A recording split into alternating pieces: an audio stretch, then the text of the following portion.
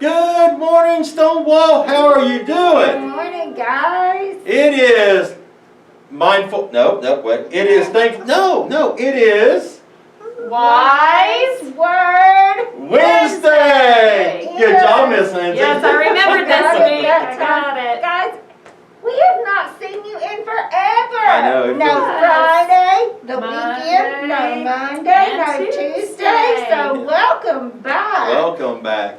Yes. And on Wise Word Wednesday, I have the two wise individuals.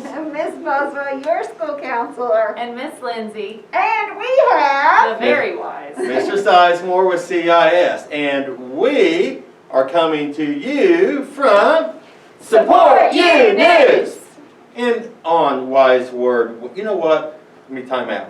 They probably need those extra days after Halloween on Sunday. Oh yeah, that's It's true. The Yeah. candy overload, Yeah. which I'm kind of glad they didn't have to bring the candy sugar overload to school. Absolutely, we had a couple days to recuperate. Yeah, before my that. kids too. Whew. So it kind of worked out. Yeah, It did. absolutely. Okay, now back on track. Back Back on track. Not back in black. Nope. Back in black. No, Yeah. that was last week. Okay. Anyway, so on Wise Word Wednesday, we have two wise individuals. Yes. All right, I'm going to introduce Lucas and Calissa. Come on Come on in, guys. in. We are so happy you're with us this morning. Can you say good morning to Stonewall? Good morning, Good Stonewall. Excellent. And are you guys ready to share some words of wisdom with us? Yes, I am. It sounds perfect. Let's get started, friends. All right, friends. So today on Wise Word Wednesday, we're again bringing a story from Once Upon a Time Storytelling to Teach Character and Prevent Bullying by Elise Davy Piermain. So today's story is a fairly quick story, actually, and it's called The Stork and the Cranes. All right? A flock of cranes saw a lone stork nesting in a tree. "Come with us," they called as they flew by.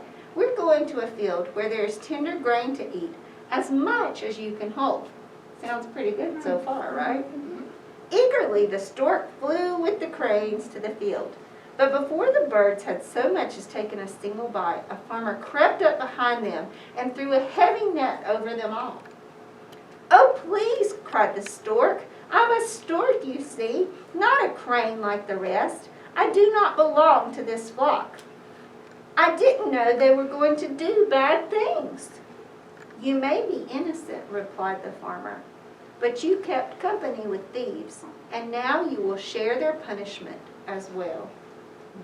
So this story is very much about peer pressure. Do you guys know what peer pressure is? What's peer pressure, Lucas?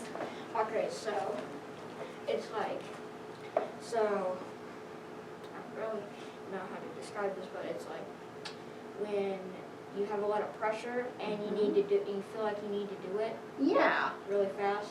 Yeah, definitely. And it typically, the peer part is like from your same age group or something like that. And sometimes we see peer pressure with things like maybe taking things that don't belong to us or saying things. You know, we've talked about bullying in all through October and how, you know, we might say don't be friends with them and you can't be my friend if you're not their friend, right?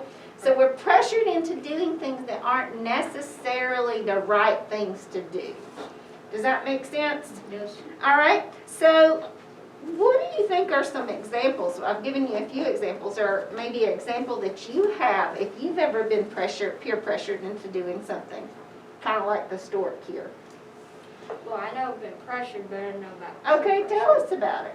Okay, so me and my friends had a sleepover, and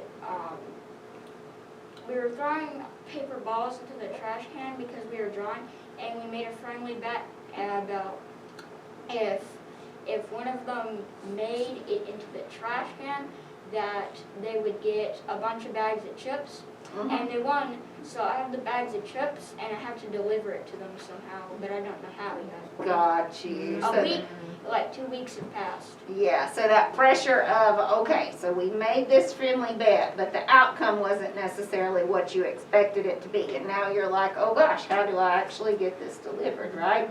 Do you think situations like this Have positive outcomes or negative outcomes usually? I think it has a negative outcome. Usually definitely. negative outcomes, right? Have you ever heard of that statement, guilt by association? You ever heard that? So like if you're hanging out with people or doing things that aren't necessarily nice, maybe you go into the store with some friends and they say, oh, let's just take a few pieces of candy, right?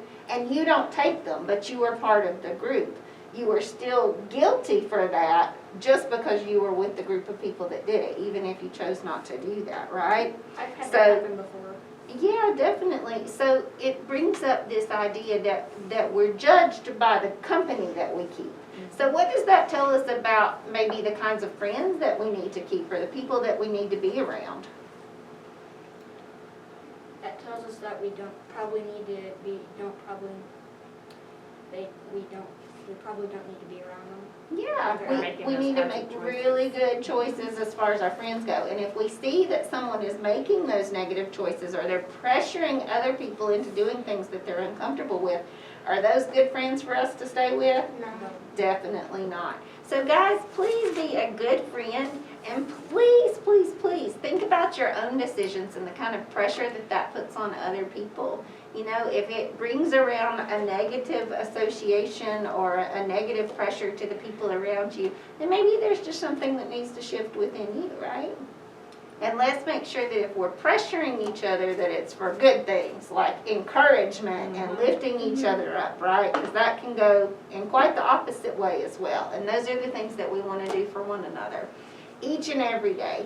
Miss Lindsay, anything that you need to add? Oh, I think you all got it. Yeah, they did a great job Yes. today. Stonewall, you have a wonderful and wise Wednesday, and we will see you next week. Bye. Bye. See ya.